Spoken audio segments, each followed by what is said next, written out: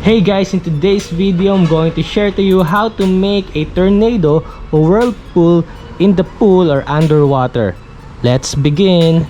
First step, you need to breathe out all your air so you will not float while doing this. Second step, you need to point your fingers up and move your fingers around as fast as you can. So basically, that's how you do it. And now you can show these tricks to your family and friends while you're in the pool. So I hope this helps. Stay active and God bless.